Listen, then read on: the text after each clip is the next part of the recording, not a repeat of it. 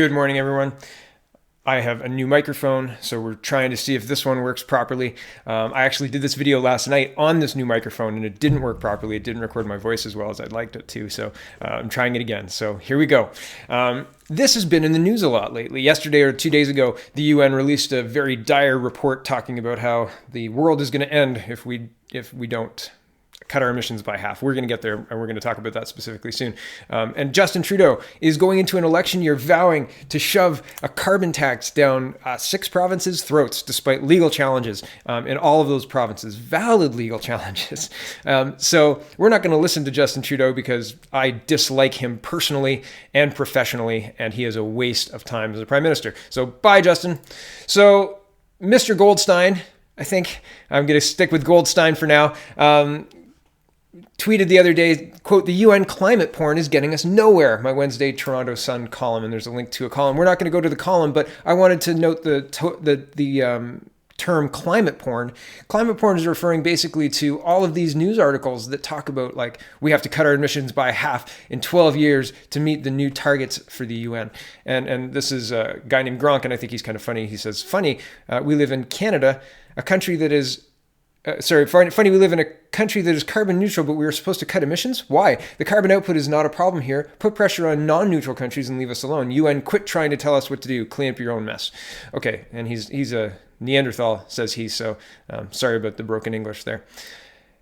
First, I want to touch briefly on carbon taxes, but this requires us to agree that, one, global warming is happening, and two, the cause of global warming is CO2. Now, we're going to get into that, but I want to preface this with, this is fraught with political ideology and having people shouted down if they disagree and all sorts of other stuff. So I'll tell you where I came from. In 2015, I was a climate change true believer. I thought we were in dire straits. And I was paying close attention to the Paris deal and all of the climate change stuff. I was paying very close attention. I watched all of the speeches in double time because that's what I do. And I was hook, line, and sinker. And then the Paris deal got signed, and I read the Paris deal, and the Paris deal had absolutely no metrics on curbing CO2. And I was like, that seems crazy. Either the entire world governments have decided that money is more important than actually curbing our CO2, because that's what it was. It was, we're going to give all of these other people money to industrialize or modernize their grids so that they could be rapidly industrialized, so they wouldn't go through the dirty, quote, dirty phase of industrialization. That was the idea behind the Paris Agreement, right? But essentially, it's a money transfer. You give them money to do that, and you hope, fingers crossed, that they're going to do that. And them signing on to the climate deal was to do that. But looking at that objectively, as somebody who was very invested and was watching the scientists, like I should link to COP21's the Arctic sea ice disaster people. They put on a good presentation, and I was very worried. So that's where I was coming from. And then I started doing a lot of my own research, because that's what I do. I'm interested in things, and when I get my hooks into things, I'm like, this is interesting. Spencer Fernando goes through why a carbon tax would not do anything to curb emissions or to really help Canada. It'll destroy our economy, especially at the level the UN's recommending. I'm not going to go through this article right now because I have a lot more to get to, but read it. The link is in the description, and it's worthwhile. Okay, so here's the UN's report, and this is climate porn. Okay, this is them using as much scare tactics as they can muster. Here we go. Heard the urgent warning from climate scientists at the United Nations. They've issued a report saying if drastic action is not taken, climate change can reach crisis levels in a decade. Essentially, the report says the Earth is on its way to reaching 1.5 degrees above pre-industrial times. And as of now, we are already 2/3 of the way there, with the global temperature increase of 1 degree Celsius. The report outlines ways we can keep temperatures at bay, but what and I'll leave her there. If you want to watch it, you can watch it. But she says a decade. They say the report actually says 12 years, so they're already cutting time off. But oh no, it's going to happen within a decade. It's going to happen soon. Here's an AP report from June 29th, 1989. Quote, a senior UN environmental official says entire nations could be wiped off the face of the earth by rising sea levels if global warming trend is not reversed by the year 2000. Coastal flooding and crop failures would create an exodus of, quote, eco-refugees, threatening political chaos. And Noel Brown, director of the New York office for the UN Environment Program, or UNEP, he said, governments have a 10-year window of opportunity to solve the greenhouse effect before it goes beyond human control. Guys, we've got to act, right? Oh, wait, this is in 1989. What? Yeah, really, 1989. Check it out. There's the link in the description. So this is not new. Climate porn is not new. So I've got a tweet here that I think is on topic. It's in response to the tweet. Quote, we have to stop pretending cutting emissions is optional. It's going to have to happen. We can't afford not to cut them. And he says, we have to stop pretending that the entire fate of climate change hinges on whether or not we have a $50 a ton carbon tax in Canada. Yeah, I mean, that's a sensible approach to this, because they've been screaming that the sky is falling for at least 30 years. And I'm going to show you that the sky is not falling with data. Okay, so $50 a ton. Okay, so here's why I think they're pushing for this. And this is just a Twitter tweet. It says, if you're wondering what you can do about climate change, the world's top scientists just gave rigorous backing to systemically dismantle capitalism as a key requirement to maintaining civilization and a habitable planet. I mean, if you're looking for something to do. And he links to a tweet that is linking to an article that is basically calling for communism. And if you scroll down, the same author links to the chapter and the verse that he thinks is drilling down on it. And yeah, they can certainly try and use this to backdoor socialism. But I think the UN is just as happy to flood Canada with refugees from all around the world if we don't go for this climate change thing. But anyway, that's another video. So here's the perspective, just a bit of perspective for you. Here, the greenhouse gas emission increases and decreases by country for 2017. So Canada increased by 3.4%, Brazil increased by 1.3%, Russia 1.3%, China up by 1.6%, India up by 4.4%, Pakistan up by 7.4%, France up by 2%, New Zealand up by 5.4%. I think all of those countries are signatories of the Paris Agreement that said we were going to cut emissions. So they don't want you to know that. USA down by 0.5, Mexico down by 2.9, UK down by 2.7. So that's interesting. And I don't have a source for that other than this tweet. I will link to the tweet. I think he sources it later. But it's interesting. The misinformation is interesting. This is from the New York Times. Major climate report describes strong risk of crisis as early as 2040. Well, they downgraded that. This was reported on the 7th, and then by the 11th, it was 12 years, and we're dead, right? That's awful. Okay, but here's the issue. This is Investor Business Daily. It says the stunning statistical fraud behind the global warming scare. What? So this was posted in March of 2018, so this year. It says global warming. The National Oceanic and Atmospheric Administration, the NOAA, may have a boring name, but it does a very important job. It measures the U.S. temperature. Unfortunately, it seems to be a captive of global warming religion. Its data are fraudulent. What do we mean by fraudulent? How about this? NOAA made repeated adjustments to its data for the purpose of scientific reason of making the data sets more accurate. Nothing wrong with that, except all their changes point to one thing: lower previously measured temperatures to show cooler weather in the past, and rising more recent temperatures to show warming in the recent present. This creates data illusion of ever rising temperatures to match the increase in CO2 in the Earth's atmosphere since the mid-1800s, which global warming advocates say is cause and effect relationship. The more CO2, the more warming.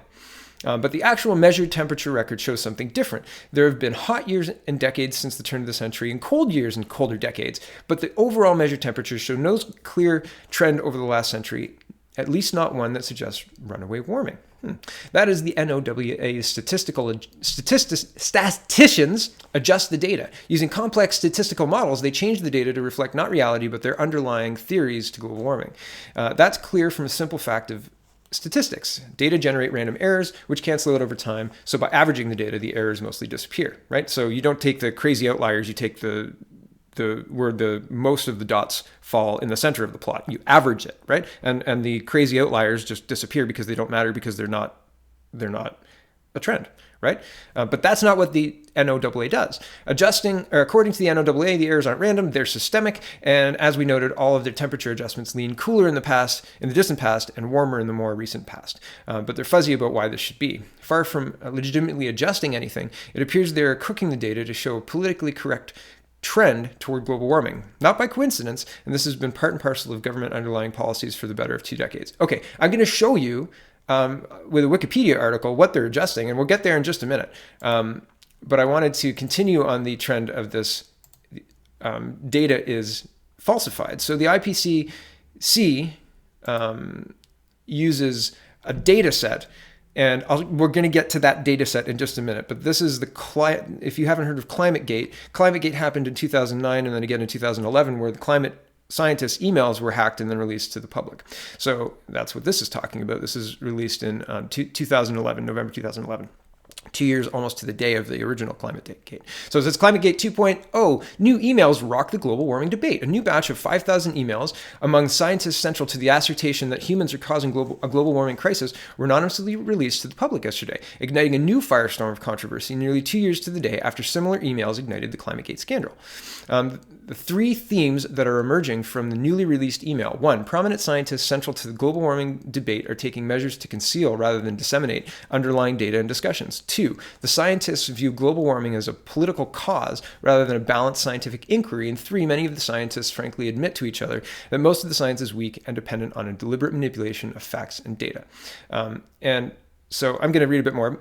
Regarding scientific transparency, a defining characteristic of science is the open sharing of scientific data, theories, and procedures so that independent parties, and especially skeptics of a particular theory or hypothesis, can replicate and validate the assertion, validate asserted experiments or observations. Emails between Climategate scientists, however, show a concerted effort to hide rather than disseminate underlying evidence and procedures. Quote, I've been told the IPCC is above national FOI, Freedom of Information Acts. One way to cover yourself and all those working in AR5 would be to delete all emails and at the end of the process, writes Phil Jones, a scientist working for the United Nations Intergovernmental Panel on Climate Change, the IPCC, in a newly released email. Any work we have done in the past is done on the back of research grants we get and has to be well hidden, Jones writes in another newly released email. I've discussed this with main funders of U.S. Department of Energy, and in the past they're happy to not release the original session data. Okay, and I have links to the original Climategate emails. If you're interested, the link is in the description as well.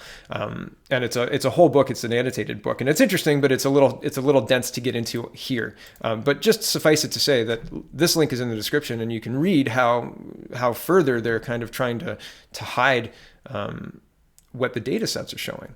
So in order to understand what the dataset is the HADCRET. Okay, so HADCRET is the dataset of monthly instrumental temperature records formed by combining the sea surface temperature records compiled by the Hadley Centre for the UK Met Office and the land surface air temperature records compiled by the Climate Research Unit of the University of East Anglia. Okay, so these guys are the central guys, and we're going to read what the history of the CRU climate data is. The Climate Research Unit has had as an early priority the objective of filling gaps in available information to, quote, establish the past record of climate over as much of the world as possible, as far back in time as was feasible, and in enough detail to recognize and establish the basic process, interactions, and evolutions in the Earth's fluid envelopes and those involving Earth's crust and its vegetative cover.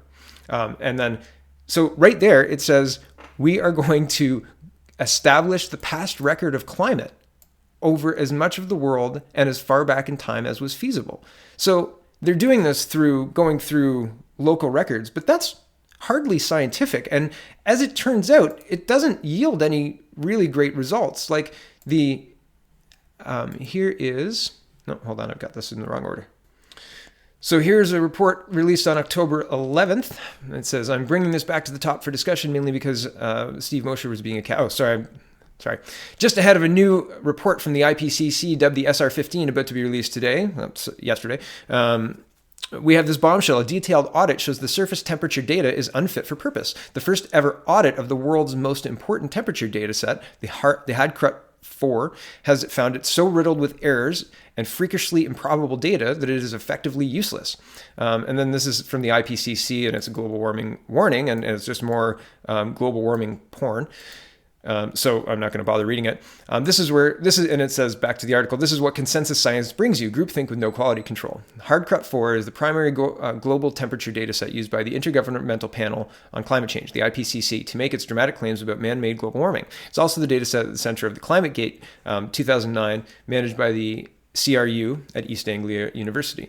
The audit finds more than 70 areas of concern about data quality and accuracy. But according to analysis by Australian researcher John McLean, it's far too sloppy to be taken seriously even by climate scientists, let alone a body as influential as the IPCC or by governments of the world. And you can get into all of the details. You can buy the report. It's $8, and it goes directly to John McLean. The executive summary of the report is repeated here, so you can read it for free. I'm just going to read a couple of important parts. Okay, so the beginning of the executive summary, it says, as far as can be ascertained, this is the first audit of the Hardcrut 4 dataset. The main temperature dataset used in the climate assessment reports from the IPCC, Governments and United Nations Framework Convening on Climate Change, the UNFCCC, rely heavily on the IPCC reports, so ultimately the temperature data needs to be accurate and reliable. It finds, for example, an observation station reporting average monthly temperatures above 80 degrees Celsius, 2 instances of a station in the Caribbean reporting December average temperatures of 0 degrees, and a Romanian station reporting a September average of minus 45 when the typical average in the month is 10.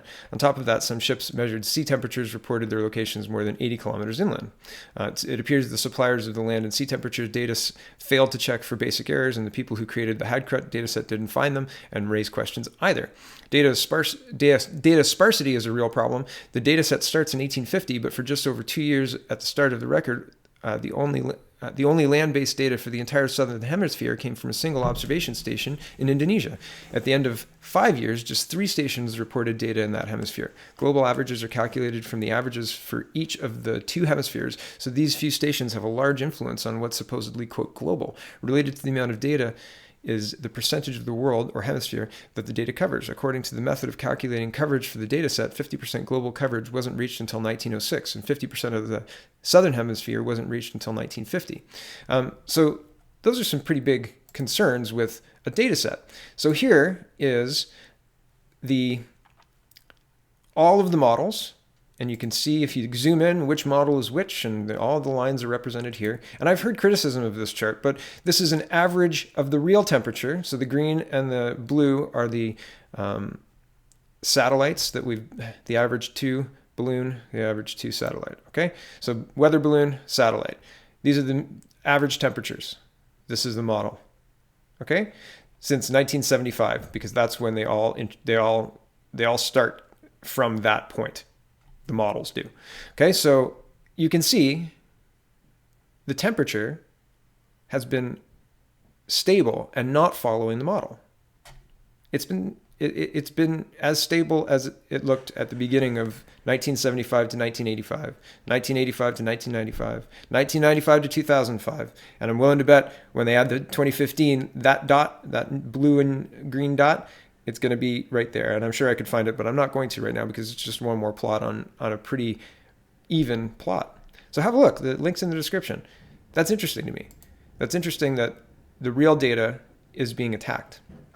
Okay, so this is Dr. Lindzen. I think Lindzen. I think that's how you say his name. And he is a top climate scientist.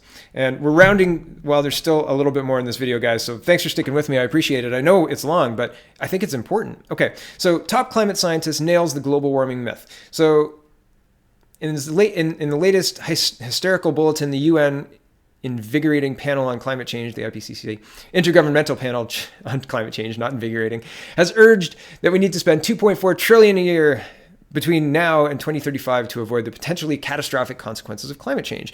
And he says here, but the truth is that climate change, at least as perceived by the IPCC, is bunk, and that all the expenditures which added up amount to a sum greater than the entire global GDP would be a complete waste of money. Yeah, because it's bunk, because it's not happening. It's just not. So He puts it, or as Professor Richard Lindzen puts it, arguably the world's greatest expert on the subject, rather more elegantly in a speech in London last night, and I have the link to the PDF of the speech, and you should read it because it's interesting. He says, global warming is an implausible conjecture backed by false evidence and repeated incessantly, and has become politically correct knowledge and is used to promote the overturn of industrial civilization. So Lindzen is a very prolific and interesting speaker, and I listened to a bunch of his lectures yesterday. It's very dense. He's really, he's not hard to listen to, but he's an MIT professor, and he knows his stuff. So here he is talking about global warming, and this whole lecture is basically disproving it. He goes through what the atmosphere actually looks like and behaves like and responds to.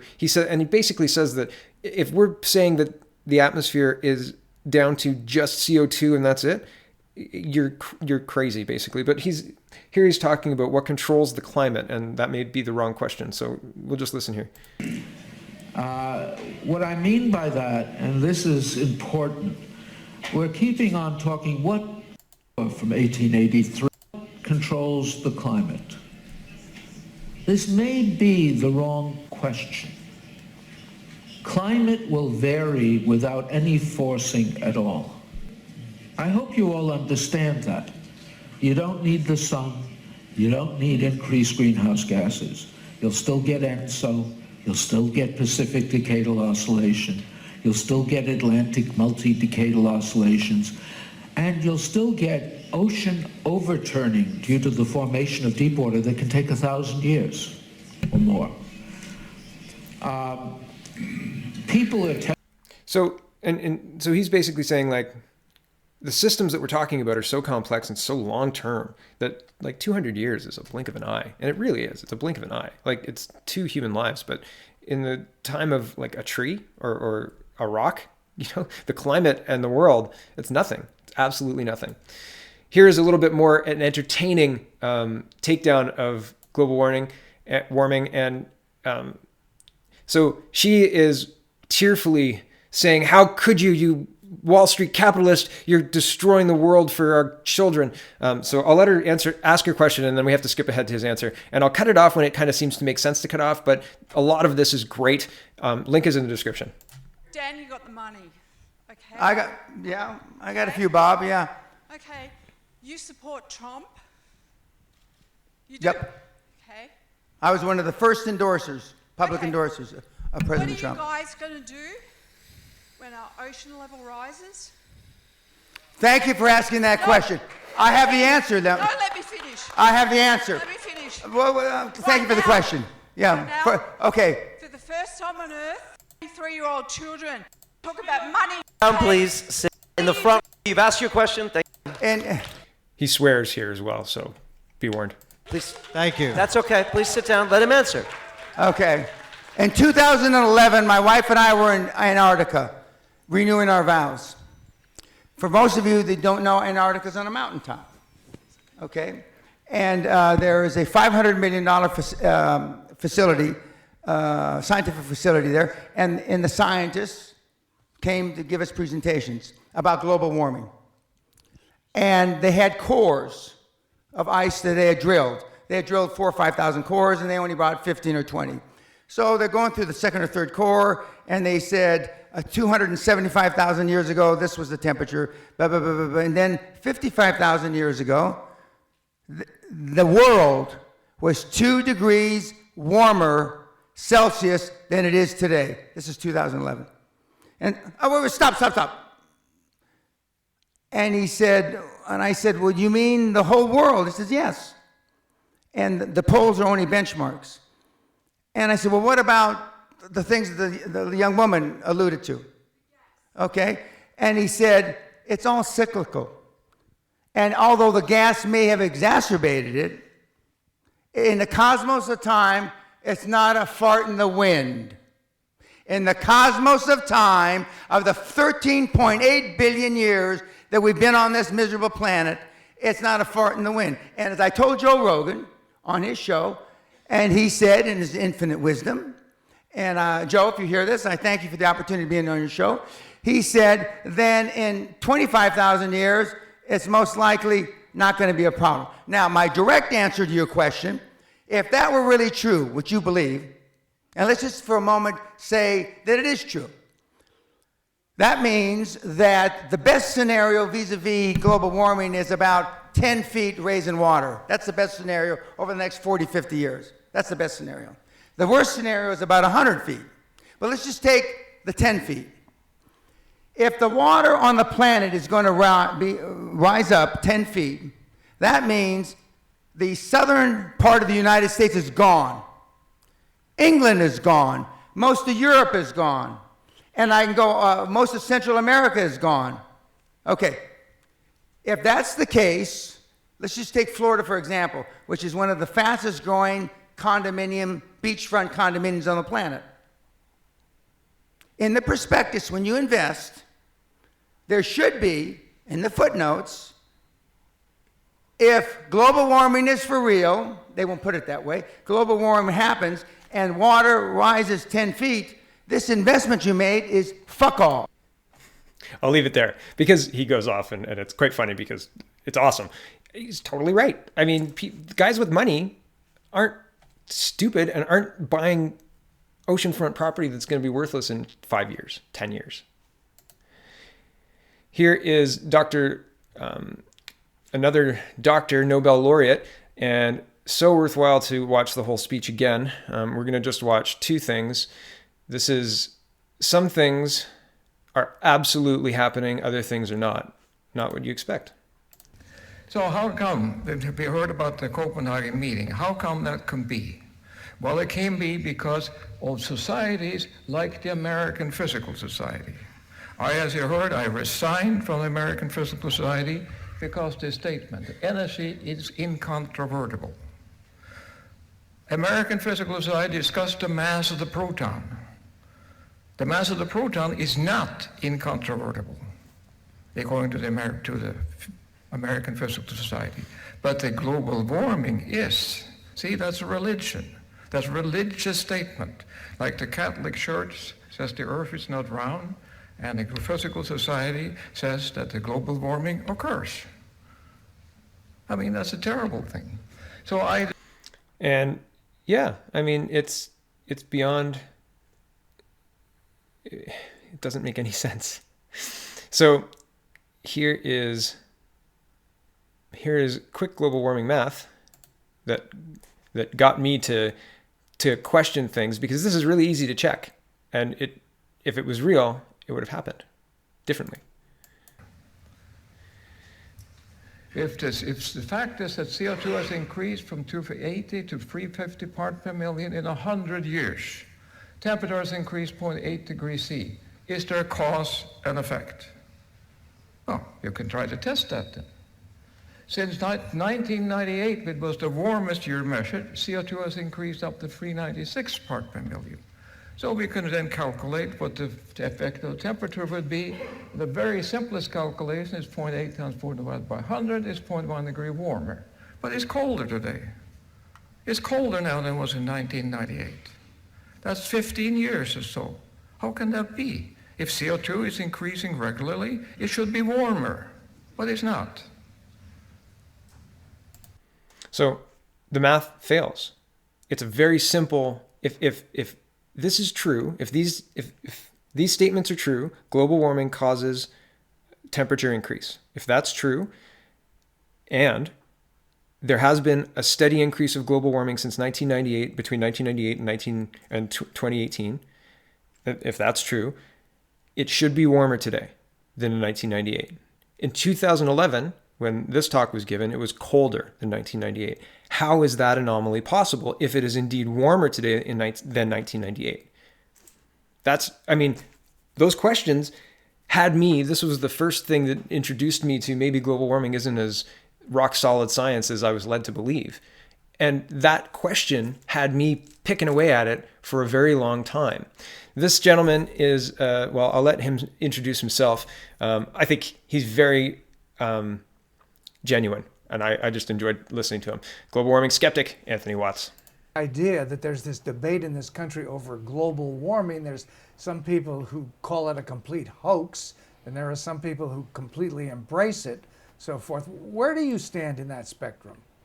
Well, I at one time was very much embracing the whole concept that we had a real problem, we had to do something about it. Back in 1988, James Hansen actually was the impetus for that for me in his presentation before Congress.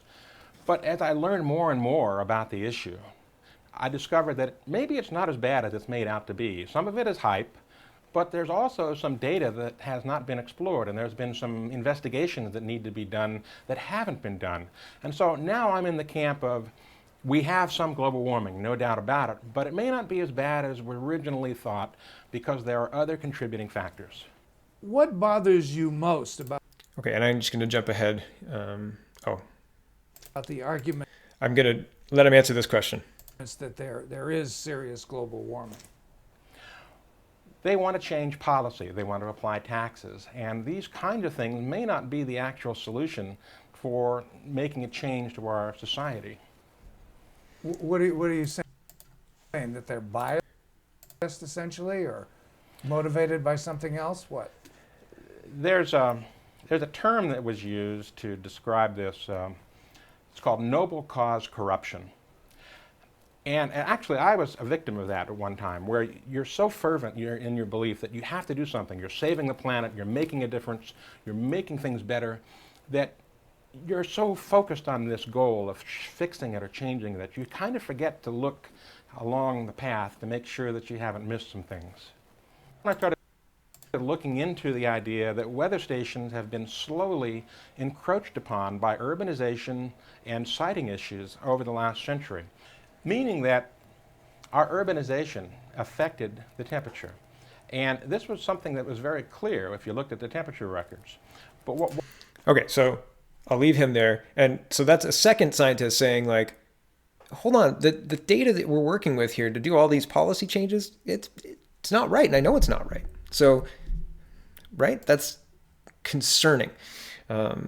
So 44. Do you consider yourself a skeptic on global warming? I would call myself a pragmatic skeptic. Yes, we need to make some changes in our energy technology. More efficient technology is a good thing. For example, I have solar power on my home. You know, I have done energy reductions in my office and in my home to make things more efficient. So I think those are good things. Those are good messages that we should be embracing. But at the same time, I think that some of the issues have been oversold, and they've been oversold because they allow for more regulation to take place. And so the people that like more regulation use global warming as a tool and a means to an end. And so as a result, we might be getting more regulation and more taxes that really aren't rooted in science, but more in politics. So it's not just you, and it's not just me. Last thing I'm going to show you right now is the Little Ice Age. The Little Ice Age happened, well, depending on who you ask, a couple of hundred years ago. So the Little Ice Age was a period of cooling that occurred between after the medieval warming period. Although it was not a true ice age, the term was introduced into scientific literature by Matthews in 1939. The NASA Earth Observatory notes three particularly cold intervals, one beginning in 1650, another one 1770, and the last one in 1850, all separated by intervals of slight warming. The Ipcc considered the timing, and areas affected by the Little Age suggested largely independent regional climate changes rather than a globally synchronous increase glacialization. Sorry about that. So basically what they're saying is, no, nothing to see here. This was just an anomaly, and we're really warming. We're definitely warming. Yeah, right. So the global warming for Two Cultures lecture was given by the global warming, I can't remember the name right now, but I'll link to it. It's worth a read. I'm not going to read it out. I played with the idea of reading the whole thing out, and I'm not going to. It's worthwhile to read it. I may do another video and read it out if the foundation doesn't actually put his speech online, or he doesn't put it online. It's well worth the read. But Dr. Lindzen pulls no punches, explains the climate system in a fairly accessible way, and then explains the holes in in the popular narrative and its political origins. Like, why do we believe what we believe and the politics of it? So global warming, if you are a skeptic, it's okay to be a skeptic. You're not a Nazi and you're not a bad person for thinking, hey, maybe the news is not telling me everything that is true. Maybe even the United Nations isn't saying the things that are definitely true. They were saying in 1989 that if we don't get things fixed by the year 2000, global warming is going to be runaway uncontrollable. And yet we have remarkably stable temperatures. Like, yeah, it's a little warm, but I mean, is this warm because it's warmer? Is this warm because of increased technology, more sensitivity, more concrete, better technology? Who knows? I don't know. But I do know that using bad data and bad models to say we definitely need to spend all of our money, and if we don't spend all of our money within 12 years, we're definitely going to die. Everybody's going to die in 12 years by the year 2000. Oh, it's the 2000's gone? Okay, by the year 2040. Right? It's a scam. And I'm not saying that climate change isn't real necessarily. I mean, I'm very skeptical at this point in time, but I'm saying we don't have nearly enough information to start destroying our economy for a carbon tax. That was a long way to go for that. Thanks for sticking with me. I hope you had as much fun as I did. I'll see you in the comments. Thanks for watching.